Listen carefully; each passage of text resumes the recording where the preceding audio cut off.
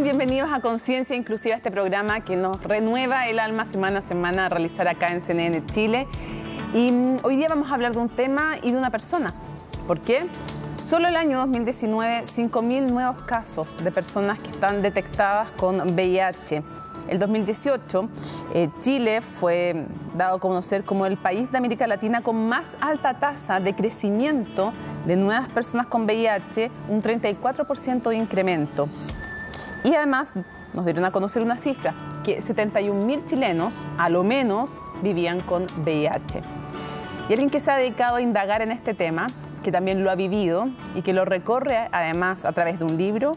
Él es periodista de la Universidad Católica del Norte, magíster en edición de la Universidad Diego Portales.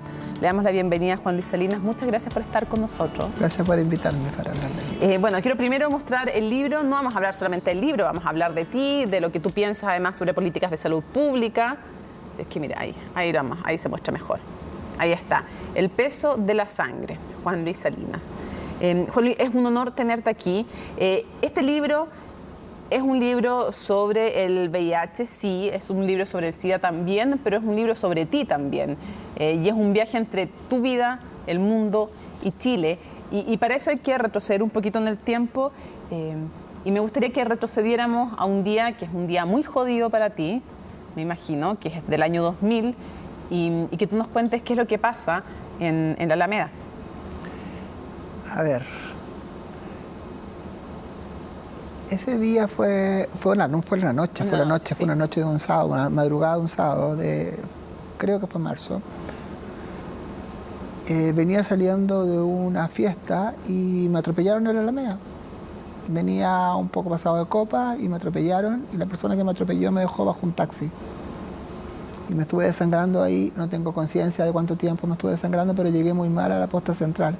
Huyó, el que te atropelló te dejó botado, literalmente. Claro. Y desperté en la posta central sin saber quién era yo, y completamente vendado, me habían operado la pierna, tuve fractura de tibia y peroné expuesta. Y con una frase, con algo que se me acerca a mí, me dice una enfermera de repente, hablándome de toda mi situación del momento, y me dice, bueno, y además le quiero decir que usted es VIH positivo. Yo, volviendo de la inconsciencia, no supe cómo reaccionar, y le dije, por favor, repítamelo, ¿por qué me hicieron el examen? Yo no lo autoricé, no supe. Yo no lo autoricé, yo no supe. Entonces me dijo que yo estaba en un sector que me atropellaron en un sector que era como de riesgo, donde andaba mucha gente supuestamente extraña.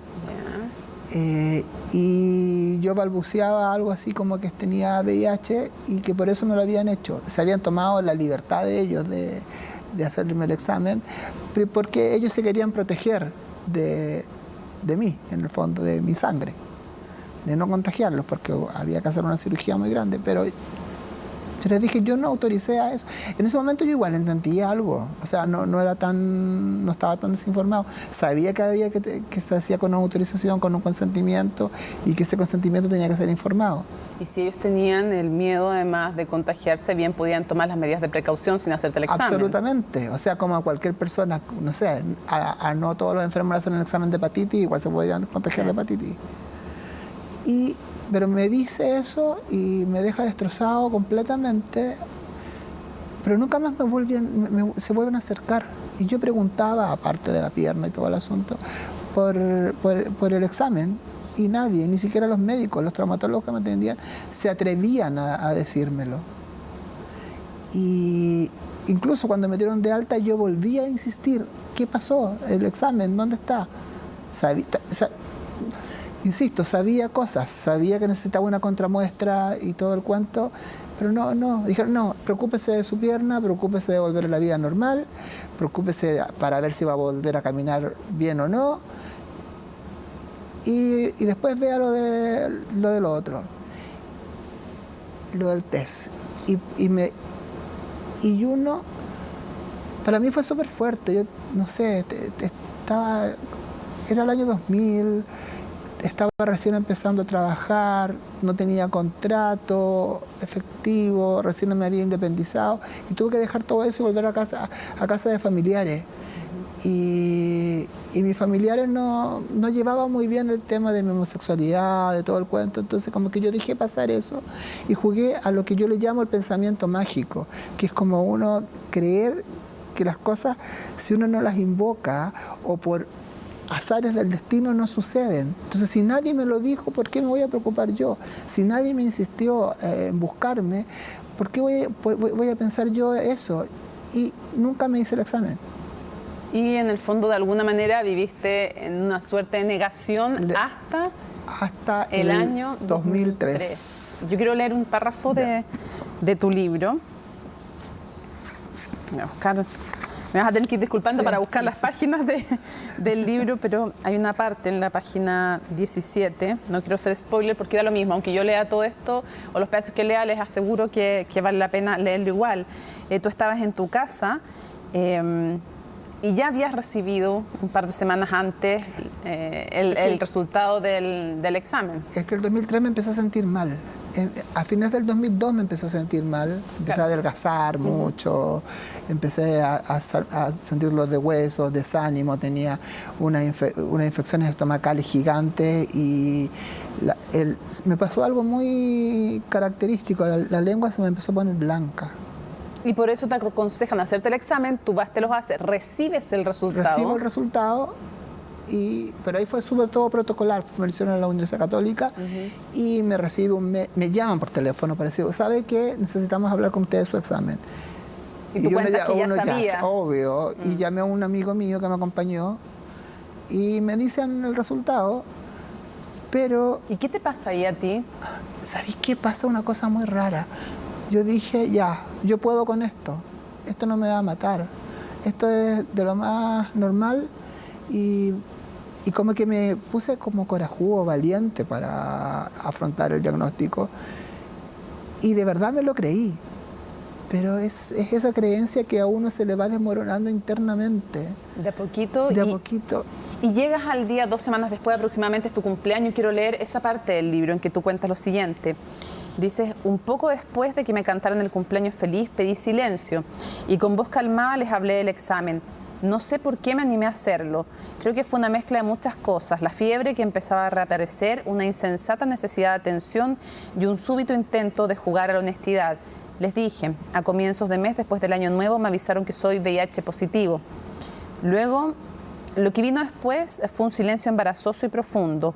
Luego de la confesión, fijé por unos segundos la mirada en el suelo y mi boca se dibujó. Y en mi boca se dibujó una mueca que intentaba hacer una sonrisa, pero que solo reflejaba incomodidad.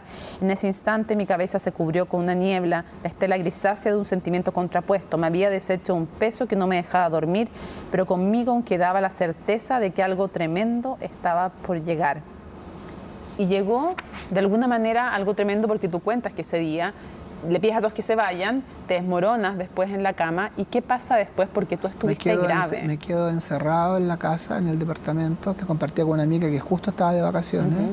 Y no salí del departamento, no le abrí la puerta a nadie. Dejé de comer. Me vino una depresión severa. Prácticamente no tomaba agua. Y estaba desfallecido en la cama. Hasta que llega una amiga que andaba paseando. Paseando por ahí. Vivía frente al parque forestal. ¿Y cómo te encuentra ella? Porque ella necesitaba ocupar el baño, entonces tocó el timbre y yo no sé por qué decidí abrirle. Y ella me encuentra con 41 grados de fiebre, 41, 42, me encuentra mal. Y ella telefonea a un amigo y juntas me llevan a la clínica de la Universidad Católica y cuando me reciben en urgencia, la enfermera y la doctora que me recibieron los maltrataron muchísimo a ellos por llevarme en esas condiciones porque prácticamente pensaron que me habían dejado abandonado a mi suerte. O sea, te dijeron que si esa noche no te llevaban, tú te habrías muerto. Sí. Esa mañana no me llevaban, quedé internado inmediatamente. Estuviste en total, entre las 2 internaciones que tuviste, fue 5 semanas. Estuviste en la UTI. Estuve en la UTI. En la UTI estuve 2 semanas. Estuviste a punto de morirte. 90% de riesgo vital.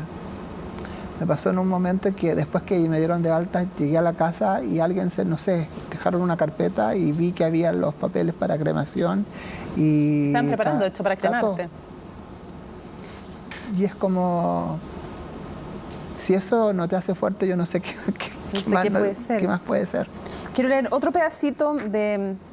Tú dices, yo debería estar muerto. Anoté meses más tarde en mi agenda de tapas azules. Fue cuando traté de escribir lo que me había ocurrido, pero abandoné el intento. Aún me costaba entender al virus y durante mucho tiempo preferí silenciarlo, editar algunos de sus detalles, arrinconar otros y quedarme con lo básico. Pero me fue imposible olvidar por completo el virus. ¿Cómo dejar algo que casi me sepulta? ¿Cómo olvidarse de lo que está en la sangre? Quiero preguntarte, después de que tú sales de la UTI, ¿cómo decides también retomar tu vida y quiénes han sido las personas más importantes también que han estado contigo? Yo siempre he dicho que tengo un círculo virtuoso de amigos. Hubo mucha gente buena a mi alrededor. Mi familia, hemos hecho las paces con los años, pero mi familia en ese momento no se quiso enterar y la que se enteró cuando supo del diagnóstico no volvió. Hay un detalle que yo no pongo en el libro y me gustaría contarlo ahora porque yo creo que es como súper importante. Yo no conocía a mi papá cuando niño. Yo me crié con mis abuelos en Punitá, que era el interior de Ovalle, porque mi mamá no me podía mantener acá en Santiago. Y mi mamá se murió cuando yo estaba en primer año de universidad. Y cuando yo estaba en el hospital, mi papá llegó a verme. Y mis amigos lo querían echar porque como que sabían toda esta historia familiar y pensaban que yo le iba a guardar todo el odio del mundo. Y le dije, no, que viniera. Y estuvo yendo todos los días a verme. ¿Y de alguna manera qué significó eso en tu vida para ti? Sentí que la familia que había siempre era como la oficial, la cercana no estaba. Y él, que nunca había sido el oficial, el que habían como tarjado de mi historia, él estaba ahí. Y sentí que me reconciliaba con él y que yo también me reconciliaba con la enfermedad o con el virus. Que había razones para seguir adelante. Ahora, yo siempre que estuve enfermo, aunque estuve en coma, hubo algo que me decían los médicos, que yo siempre como que abría los ojos, como que yo luché, siempre como por sobrevivir. Yo no lo recuerdo, pero... Pero te dicen que fue así. Me dicen que fue así. Tú mencionabas a tu grupo de amigos, la Javiera Albornoz y María Jesús Cardemil. Hicieron esta nota en que hablan algunos de ellos. Creo que repasemos esa historia y después sigamos conversando. Veamos. Cuando Juan Luis fue diagnosticado, Juan Luis vivió un proceso también personal muy duro. Es decir, venía llegando a Santiago, llevaba trabajando en un medio durante ya un tiempo. Éramos muy cómplices como buenos gente joven de esa generación muy marcada por el tema del VIH, con todos los temores, con los miedos al estigma, con los miedos de discriminación.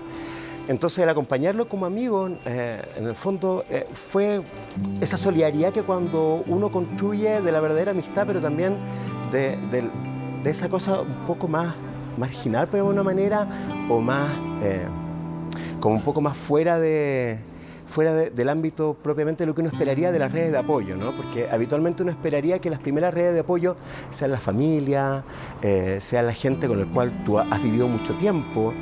Y claro, cuando tú en el fondo te encuentras con gente que éramos de región, gente que somos, digamos, de un mundo, digamos, quizás en esa época donde lo gay era posiblemente cuestionado o posiblemente discriminado, más encima con esta carga del estigma del VIH, finalmente uno arma una red solidaria, ¿no? Y en esa red solidaria es donde priman tus amigos. Es que no solo los amigos han sido importantes, también han sido como el ambiente de trabajo, la gente que te rodea. O sea, yo siempre digo, yo he sido súper afortunado. Y yo me enfermé en una época, me diagnosticaron en una época en que el virus estaba ya un poquitito más controlado. Pero cuando yo revisaba las historias para atrás,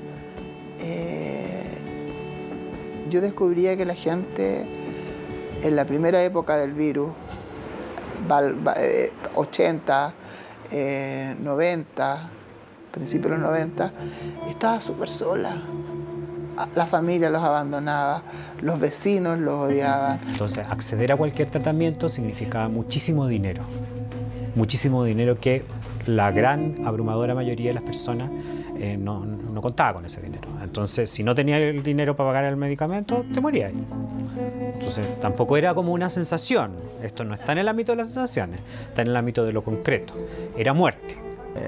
Ese minuto de pensar que alguien cercano se puede morir, pero que se muere no por el VIH, sino que se muere por el miedo, que se muere por no saber, en el fondo, la vida siendo VIH positivo va a ser una buena vida. Que se puede morir porque puede tener la angustia o puede tomar una mala decisión porque puede, en el fondo, pensar que la vida se acaba porque no tiene medicamento, saber que va a tener que pelear durante muchos años por el acceso a esos medicamentos. Yo quería recuperar primero mi vida y asumir la vida, porque en eso hay un detalle. Cuando yo salí del hospital en el 2003 me dijeron que tenía 7 años de vida si me cuidaba bien.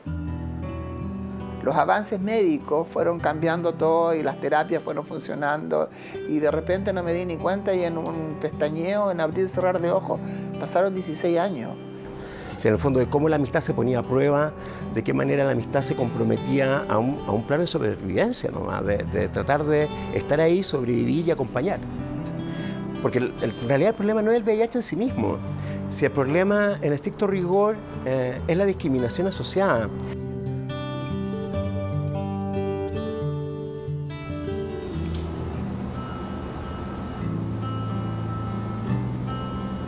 Buenos amigos tienes, pues. Sí, muy buenos amigos. José Miguel fue el que me llevó a la clínica y Oscar, en ese momento Oscar Contardo en ese momento estábamos un poco disgustados, no sé por qué.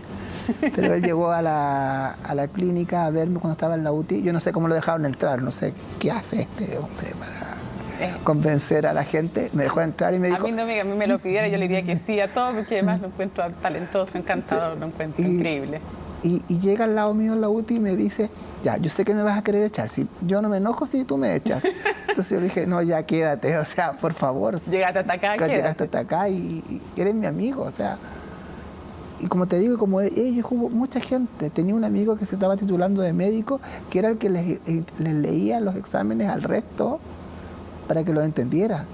Es que quiero retroceder un poco, porque hoy día existe la triterapia, hoy día el VIH y el SIDA no tienen por qué ser sinónimo de muerte y medicamentos, pero esa es la realidad hoy día. Cuando tú fuiste diagnosticado, ya lo decía Oscar Contardo, era sinónimo de muerte porque había un tema económico, entre otros, había menos información, caros los remedios. ¿Qué tuviste tú que hacer y cómo empieza tu tratamiento? ¿Qué tuviste que hacer tú? Porque sé de varias cosas que tuviste que hacer. Sí. Traer remedios de Brasil, entre otros. Yo hacía cosas terribles para conseguir los medicamentos. En ese tiempo estaban los medicamentos en Chile, pero el acceso universal a los medicamentos no era tan universal como decían. Y en la Católica a mí me dieron una terapia de salvataje. Yo tenía en ese momento, que es una cosa muy técnica de explicar, yo tenía 16 CD4. Los CD4 son los glóbulos blancos, que son las defensas. Y lo normal es 800, 1600, y tú tenías 16. 16. Está ahí, pero... y una carga viral millonaria. Ahí en el fondo para irte en cualquier minuto por cualquier infección. Y de hecho, saliendo del hospital yo no podía salir de la casa. Estabas completamente inmunodeprimido. Absolutamente. Y ellos me dieron una terapia de salvataje, que era el mejor medicamento que existía en aquel momento en Chile y en el mundo. Pero cuando hago mis trámites en el sistema público, porque ahí me echaron de la ISAPRE, porque no existía todo lo que existe ahora, como...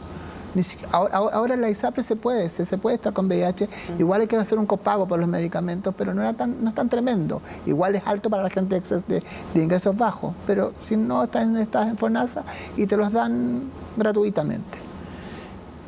Pero cuando me hacen estos exámenes y todo el cuento, me dan una terapia de primera fase. Y los médicos en la Católica me dicen, es que vas a retroceder todo lo andado. Entonces, ¿qué es lo que hice yo? Fue decir, ya, yo tengo un poco de una buena situación, medianamente buena económica, mis amigos me ayudan, tengo el apoyo del Mercurio, porque eso fue súper importante. El Mercurio me apoyó mucho y me gusta decirlo, porque cuando yo estuve en la clínica, ellos pusieron un cheque en blanco para que hicieron todos los tratamientos. Eso no lo hace cualquier, Eso no lo hace cualquier empleador. Cualquier empleador, lamentablemente. Sí. Y después con los medicamentos, yo tuve harta ayuda. Nunca me cuestionaron las licencias médicas. O sea, mis editores estuvieron súper como a caballo ayudándome ahí. Que es lo importante, porque Sí. o sea, en cualquier tipo de enfermedad o momento jodido, gente que hemos hablado aquí también que queda, por ejemplo, con una discapacidad, lo que necesita, o sus hijos, su familia, lo que necesita es estar concentrado en superar el momento que están viviendo y no en la plata, no en las lucas, que es lo que tienen que hacer la mayoría en este país. Claro, y además En perder tampoco, el empleo, el susto. tampoco hicieron algo que también me hubiese molestado mucho, que era como la preocupación extrema. Nunca tampoco El fue paternalismo. nunca me llamaron tanto, ¿cómo estás? ¿Cómo amaneciste? No te ahogaron. No, y eso lo encontré maravilloso. Me dejaron ir a mi ritmo recuperándome. ¿Pero qué tuviste que hacer para el tema de los remedios? Yo para el tema de los remedios lo que tuve que hacer fue, decidí comprar por mi cuenta los medicamentos que me recetaban los médicos de la Católica y los traficaba. Los compraba gente que los vendía a precio. El medicamento en ese momento, uno de los medicamentos en ese momento en farmacias costaba 300.000 pesos. Yo lo compraba, no, 600.000 pesos, miento. Y yo lo compraba en 200.000 pesos. Los dos medicamentos, ese y el otro. ¿Y eso era porque algunos traficaste de Brasil? Porque alguna gente los traía de México, de algunas partes, y eso los compraba. Pero después descubrí que el que me traficaba estaba haciendo como un poco de negocio. Ah, está ganando más. Se estaba ganando un poco de más conmigo. Y por esas cosas de la vida, alguien me habló de Brasil, que los medicamentos estaban más baratos. Ni siquiera los daban gratis. Entonces partí a Brasil en noviembre de ese mismo año. Pesqué los pocos ahorros que me quedaban y me fui a Brasil a casa de un amigo y hice un recorrido por todos los hospitales diciendo que me habían robado la maleta y que tenía mis medicamentos de VIH, se me habían perdido y me los daban. Y me volví con medicamentos como para 8 meses, 6 meses. Y ahí descubrí que yo tenía que empezar a traficar los medicamentos para sobrevivir. Qué brutal. Y pasaron cosas súper terribles. De hecho, me llamaba la gente de los hospitales que sabían que yo me traficaba mis propios medicamentos para decirme, mira, se murió fulanito de tal y anda a comprar los medicamentos que le sobraron. Y yo partía, tripas corazón, y yo partía. Fui a funerales de gente y hablaba con la mamá de... Ahí cuento una escena en el libro de un transexual que se había muerto, de una transexual que se había muerto, y le compré los medicamentos, porque si no se los compraba yo, se los iba a comprar otro. Y esa era la realidad en ese momento en Chile para muchos, otros murieron por no tener acceso a la información, habían dos realidades. Yo estaba en el lado afortunado, que podía comprar los medicamentos, y estaba el lado desafortunado de que había gente de muy bajos recursos que prefería comer y alimentarse a tomarse los medicamentos. Y eso pasó también en los 90, mucho también. Sí, por eso digo yo que hubo gente que murió, a veces por falta de información, a veces por temor y a veces porque no tenía dinero simplemente. Y a finales de los 90 murió mucha gente esperando medicamentos. Por eso digo, porque no tenían dinero para vivir. Ni así de acceso, brutal. claro. Vamos a hacer una pausa en esta conversación y al regreso ya le vamos a preguntar por este libro. Están los muestros donde corresponden, ¿no? Ahí sí. Ah, de frente mis señores que me... Ok, vamos a hablar de este libro, vamos a hablar también El peso de la sangre. Estamos con su autor y vamos a conversar justamente con Juan Luis Salinas sobre la historia en el mundo y en Chile y su opinión también sobre las políticas públicas respecto al VIH, alguien que lo ha vivido en carne y sangre propia. Al regreso.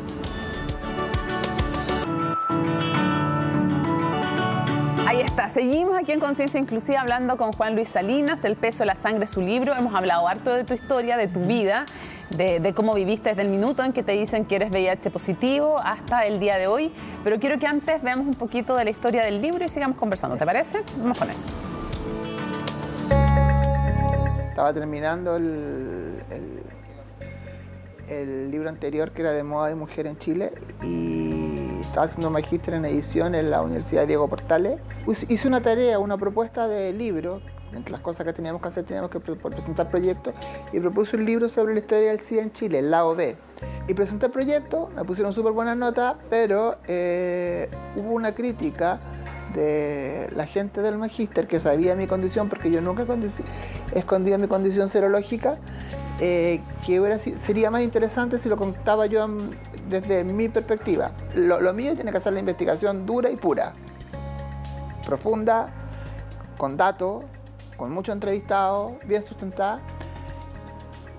Y un día, esto fue como hace 3 años, ya llevaba 2 años de investigación, que Óscar Contardo, muy buen amigo, fue ya como que me puso los puntos sobre las i, me dijo, no, si tienes que escribirlo en primera persona, agrega toda la información, inventa algún sistema para que tu historia se entremezcle con la historia del virus en Chile y en el mundo. Él fue el que me convenció de que lo hiciera en primera persona, yo siempre lo digo. Y también fue como súper guía en términos de escritura. Hablamos del libro, él me habló del libro y yo le di la idea de cómo yo pensaba que tenía que ser el libro. Ahora Juan Luis no es el primer libro que escribe, ni es que nadie le tenga que decir cómo hacer un texto. Es un tema que él había reporteado mucho, es un tema sobre el que él sabía un montón.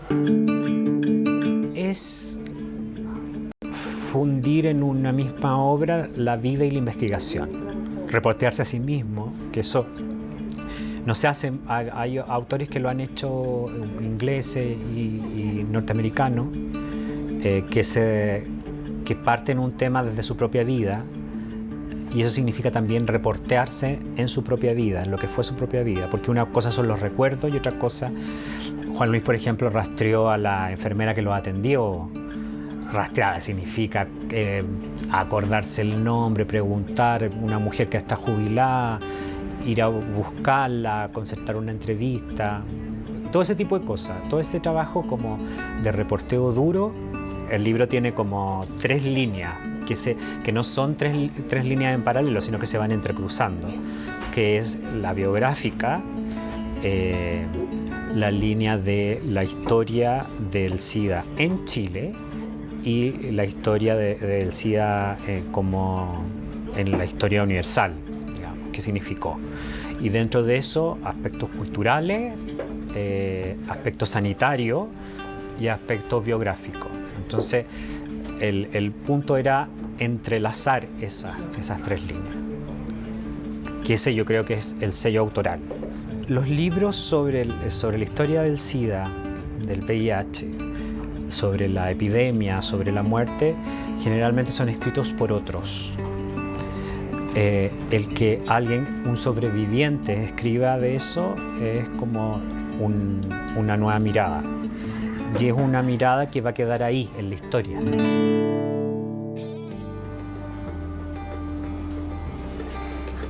Ya cuentas por qué decides escribir este libro, en qué contexto y cómo se va armando la forma en que lo vas a escribir, pero quiero retroceder, porque ya hemos hablado de ti, quiero hablar también de lo que es el SIDA y el VIH también en Chile y en el mundo. Tú dices en la página 232, el SIDA era un tema vedado incluso en la misma comunidad homosexual. Si en esa época, marcada por el control informativo y social, era complejo asumir una identidad sexual disidente, a este colectivo todavía le resultaba más difícil hablar de un virus que los estigmatizaba.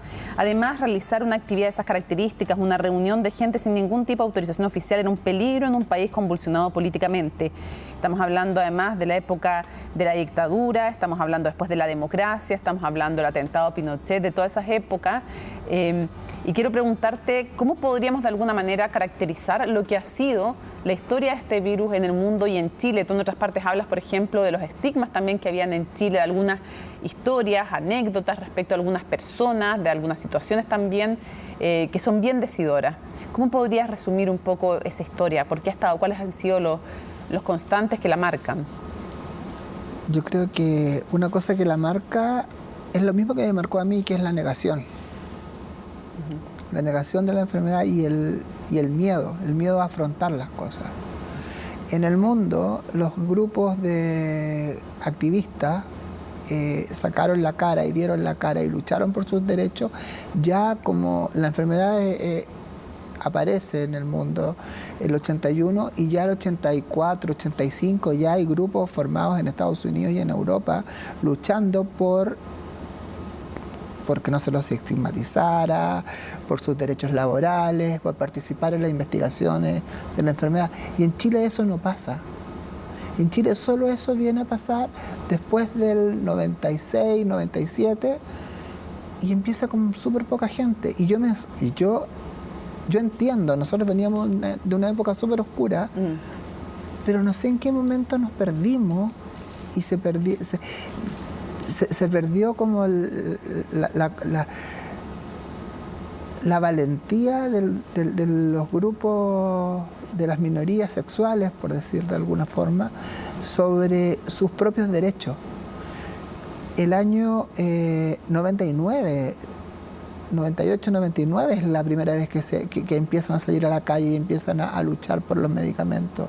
Pero al comienzo esto fue súper brutal porque había mucha ignorancia y se hablaba incluso, se estigmatizaba a la población homosexual y se decía que esta era la peste rosa, casi como un castigo. Un castigo divino. Claro, casi como un castigo divino a las personas, a los hombres que tenían parejas hombres, a quienes en el fondo tenían más de una pareja, a las mujeres que tenían a otras mujeres por pareja, y se estigmatiza. Yo encuentro bien brutal que se le haya llamado la peste rosa. Se le llamaba la peste rosa, el mal de los colas, también se hablaba en Chile, castigo divino, como ya lo dijimos. Hay una cosa hay una parte del libro que entrevistan, esto es como el 88, entrevistan a un grupo a diferentes homosexuales chilenos y todos son súper negacionistas de la enfermedad y todos decían no va a llegar el virus a Chile porque Chile se comporta de otra manera. En Chile la homosexualidad se vive bien. Entonces yo me pregunto, ¿qué es vivir bien la homosexualidad? Era como... Y porque somos bien portados, porque aquí es un país ordenado. Y eso iba de la misma mano con lo que decía el Ministerio de Salud, que Chile era un país que tenía un montón que teníamos otra forma de vivir y que estábamos protegidos por unas barreras naturales que era la cordillera y el mar que impedían que el virus llegara a Chile. Por eso se hicieron redadas en los puertos, los principales puertos. En Concepción fueron el segundo y el tercer caso. Y después el foco fue en Valparaíso, Viña, y se hacían redadas en los lugares de reunión o en las boats y llevaban a trabajadoras sexuales, a clientes y a homosexuales a hacerse controles.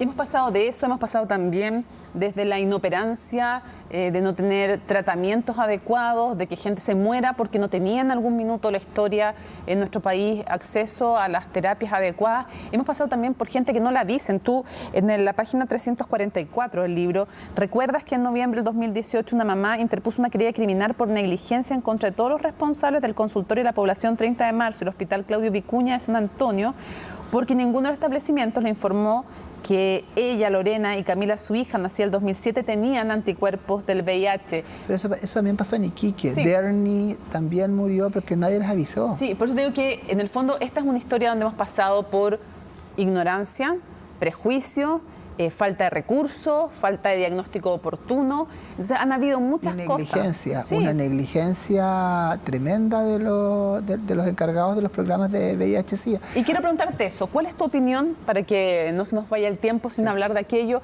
cuál es tu opinión respecto a las políticas de salud, respecto del SIDA y también y del VIH, y también respecto de las campañas de información, que algunos dicen muchas veces han sido más bien campañas de desinformación, o inexistentes, o censuradas, o poco difundidas cuando eran buenas en algunos casos? ¿Cómo las has visto tú? A mí me parece muy extraño ahora que se esté hablando de condón, como que veo una campaña vintage cuando todos nosotros hemos hablado todo el tiempo de que se tiene que usar condón como la gran herramienta de ayuda al control de la enfermedad.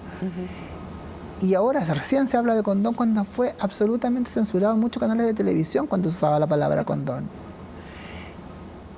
Y me pasa que nosotros en un momento, Chile pudo ser líder en el control del VIH porque lo ganamos el Fondo Global.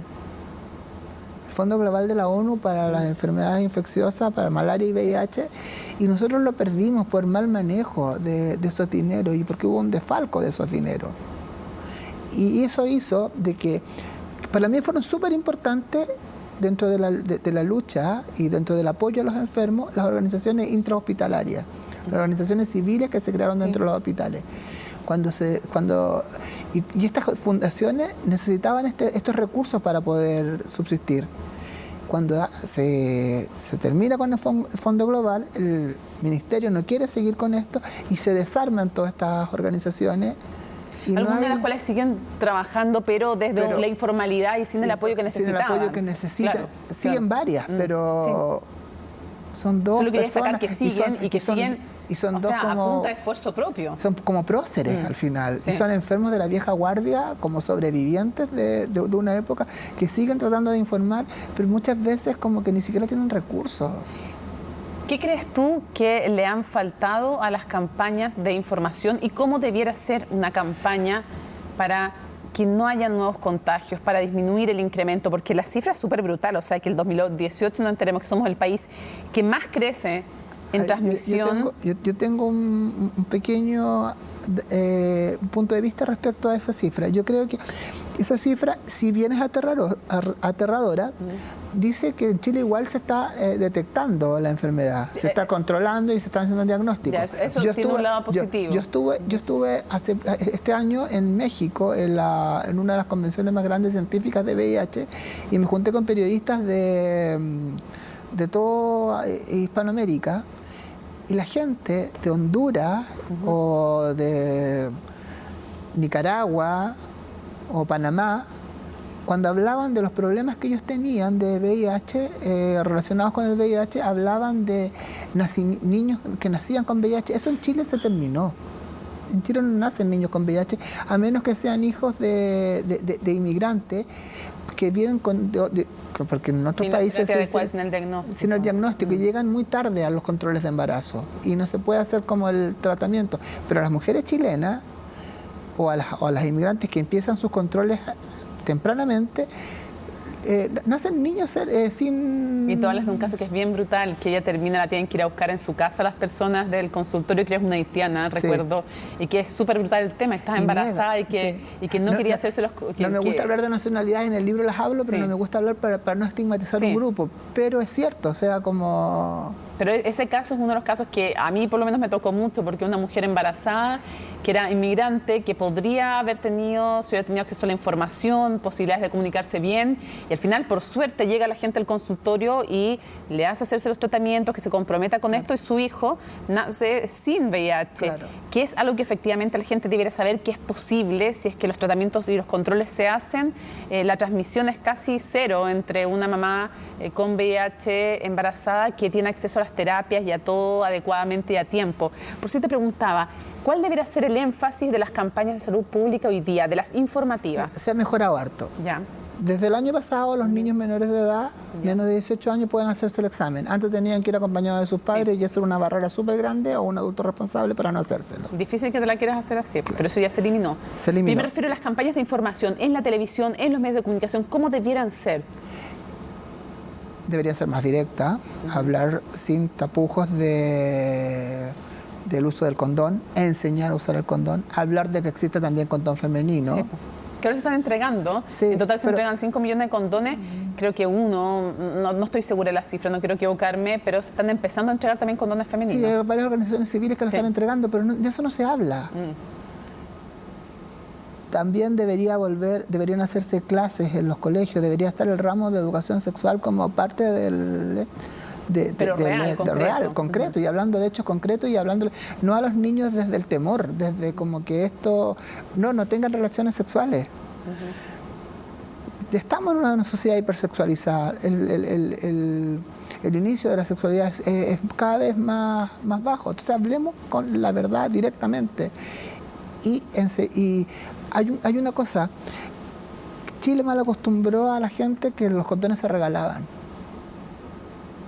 Nadie compra condones ahora, porque están esperando que se los regalen.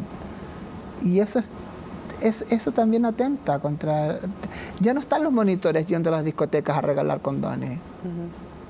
Y los dispensadores nunca funcionaron tampoco. Ahora, hay muchos chicos que tampoco tienen, y chicas que tampoco tienen la plata para comprarse un condón.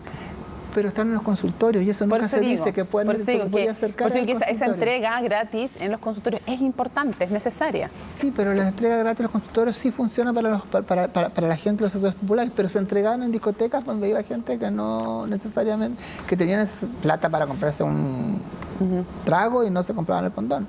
Sí, hay un tema de responsabilidad ahí también. Y yo asumo a mí mi culpa, yo también tuve sexo sin protección, por eso me contagié. Tú cuando haces el recuento, porque tú nos contabas el año 2000 tienes este accidente en que te deja un tipo, te arrolla y te deja botado en la Alameda, después llega a un hospital, ahí te dicen que eres seropositivo, pero como que tú todavía no haces conciencia, vives en negación hasta el 2003 cuando te haces el examen. ¿Cómo viviste ese periodo también de negación? ¿Qué has pensado respecto a eso? No quiero contar, hay frases que me llaman mucho la atención que de lo que tú cuentas en el libro y esas partes no las quiero leer porque encuentro que es como hacer un spoiler que fome a la gente que está en sus casas y que yo espero que lea de verdad este libro porque es una... No solo por ti, no solo por tu historia personal, Juan Luis, sino porque me parece que lo que cuentas también como la historia del VIH en el mundo y en Chile habla mucho también de discriminación que se puede traslapar como idea a otras áreas. Habla mucho del país también. Habla mucho de la culpabilización del enfermo. También. Y quiero saber cómo viviste tú, cómo fue el cambio desde negarlo hasta cuidarte, hasta tomar las terapias. ¿Cómo fue ese proceso? Para mí fue... Hay una escena que cuando yo dije que yo necesitaba vivir y que yo iba a hacer todo lo posible por vivir fue cuando me sacaron de la UTI. Y yo pido a los camilleros que me estaban llevando a la otra habitación, le digo que me levanten, porque noté que en el ascensor que me estaban bajando la mitad tenía espejo para arriba. Entonces le digo, por favor, levántenme. Y cuando me levantan veo como un esqueleto de 39 kilos, que pesaba en ese momento, y dije, ya, esto de verdad es como... es el triunfo de la porfía. Y yo, si ya salí de esto, tengo que seguir para adelante, tengo que darle para adelante. Y por eso yo no tuve ningún empacho en traficar, no tuve ningún miedo, nunca tuve remedio miedo. Para que la gente sepa que no va a escuchar. Traficar remedios. Claro, traficar remedios, sí, claro. No, para que la gente sepa, porque si no escucharon la otra parte. No tuve miedo en contar mi situación. Yo nunca escondí mi situación. De hecho, me acuerdo que un tiempo me dio por usar una polera que tenía una cruz roja y decía positivo. Pero... ¿Nunca te sentiste discriminado? ¿O sí? ¿En qué instancias te sentiste discriminado? Hay dos formas de discriminar. Una que la gente que piensa que lo está haciendo bien para protegerte y en el fondo igual te discrimina. Como que no lo invitemos a él porque le puede venir un viento y se puede resfriar de nuevo. Eso me pasó durante mucho tiempo, hasta ya bien pasados los años de que estuve mal. Discriminación por sobreprotección, de alguna manera. Y hay otra discriminación que es bastante ruda. A mí me pasó que una vez en un viaje, no lo pongo en el libro, pero siento que tengo que contarlo ahora. Me pasó en un viaje que tuve que ir yo trabajo en la revista Ya y me tocó ir un viaje de colecciones de moda a Argentina y me tocó compartir habitación con un fotógrafo de otro medio. En ese tiempo yo tomaba unos medicamentos que tenían que estar congelados. Entonces, muy en buena onda, simpáticamente, con él, buena onda, abro el frigobar y saco mi frasco y los pongo. Me dice, ¿qué son eso? Entonces yo, con la normalidad que le decía a todo el mundo, es mi triterapia. Él no dice nada, sale y va a hablar con los organizadores pidiendo cambiarse de habitación porque nadie le había dicho que yo tenía VIH. Y los organizadores decían, ¿por qué tiene que decírtelo? ¿Por qué teníamos que saberlo nosotros? No es tema. No, y en ese momento fue un momento que me sentí muy basureado innecesariamente. ¿Cuáles son los mitos que hoy día existen sobre el VIH con los que a ti te gustaría acabar si pudieras llevarle la información a toda la gente que lo tiene o que convive con personas con VIH? Si pudieras, ¿cuáles son los mitos que tú todavía crees que siguen presentes? Yo creo que, a ver, a mí no me ha tocado ninguna de esas cosas de que la gente no quiera tomar del mismo vaso, que compartir Pero el baño. pasan. ¿Tú estás consciente que Sí, pasan? Sí. Todavía. En sectores, claro. En todos los sectores. En los dos, en el sector más popular y en el sector más conservador, pasa. Lo que yo creo que es importante recalcar es que sí existen las terapias, pero que las terapias no son infalibles.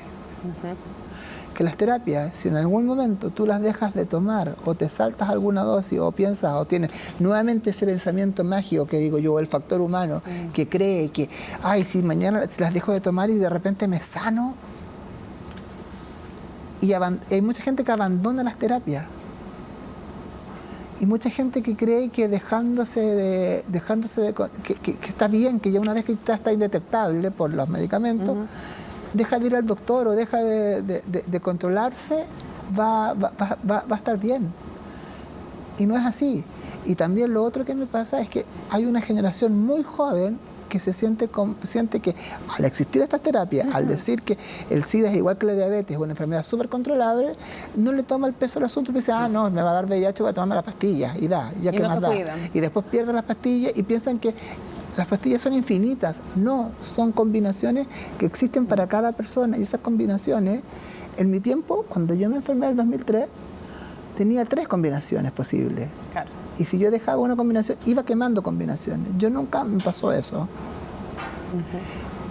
Pero la gente, yo sé de gente que quema combinaciones y que, no sé, hay hospitales en Chile que tienen centros de experimentación y que están con hospitales de grandes centros de investigación del mundo probando terapias que todavía no están, que están en proceso de investigación como terapias de rescate para esta gente que deja las terapias.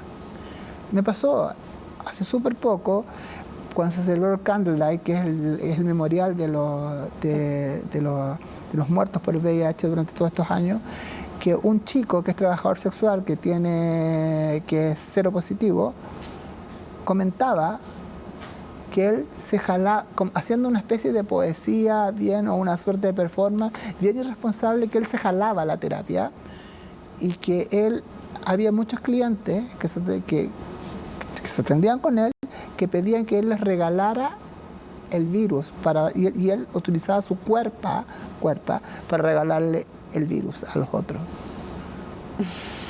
Y a mí esas cosas me parecen de una irresponsabilidad tremenda y de una falta de respeto horrible para con la gente que quedó atrás o con la gente que logró sobreponerse al virus a punta de mucha lucha. Sí. Quiero, antes de cerrar, porque nos queda como un minuto, ¿me das permiso para leer el final? ¿Puedo? Sí. Sí, total, no cuento nada. Lo que pasa es que encuentro que está muy bonito escrito. Me parece que es precioso. Además, me falta todavía, voy en la 3:15, me falta para terminarlo, pero me fui al final, no me aguanté y creo que está muy, muy bien escrito. Dice... Más allá de reconstruir la historia de una epidemia, unirla con mi propia historia y proyectarla a lo largo de más de 3 décadas, siempre estaba la presencia y el recuerdo de los otros. En el pasado, en el presente, en lo que venía. En todos esos espacios se atiborran confesiones, muchas veces imprecisas y casi siempre culposas, de quienes enfrentaron la infección cuando no había certezas ni claridad de lo que estaba ocurriendo. De un momento en que todo se reducía a una sentencia de muerte. En esos espacios también estaban las luchas y las derrotas de los que en distintas épocas enfrentaron al virus, tanto médicos como quienes los tienen en sus venas, y el incombustible estigma. Y los errores y estrategias para acercar su transmisión, la pérdida del miedo y el olvido, y en los últimos años la vuelta de las señales de alarma y otra vez el temor. Hubo meses en que sentía la presencia inmaterial pero tortuosa de todos los muertos que iban apareciendo en mi relato. Escribo con el peso de la mirada de quienes murieron, algunas veces lo siento en mi espalda, solía comentar. Ahora, cuando ya el libro está prácticamente listo, las dudas sobre el final retornan. No se trata de la posibilidad de poner un punto final a mi relato. Tiene que ver con el final de la enfermedad, el término de su cruento viaje. ¿Cuánto más falta? No lo sé. Espero que poco. 16 de agosto del 2019. Para cerrar, Juan Luis, si tú tuvieras que decirle algo a alguien que se acaba de enterar que es VIH positivo, ¿qué le dirías? No tenga miedo, que el miedo es el que mata. Qué buena frase. Nada más que agregar, un honor Gracias a ti. de verdad haberte tenido en este espacio, en Conciencia Inclusiva. y recomendarles a todos y a todas este libro de Juan Luis Salinas, El peso de la sangre. Cómprenlo, pídanlo prestado si no pueden comprarlo, porque sabemos que no todos tienen la posibilidad de comprar un libro en Chile, así es que lo decimos también con esa conciencia, pero si pueden leerlo, va a ser un regalo también de conciencia, de recorrer la historia de muchos y muchas que ya no están a través del mundo y a través de la historia de Juan Luis. Así es que un honor haberte tenido acá. Muchas gracias por habernos acompañado. Y a ustedes, nos vemos en un próximo capítulo la próxima semana de Conciencia Inclusiva. Chao.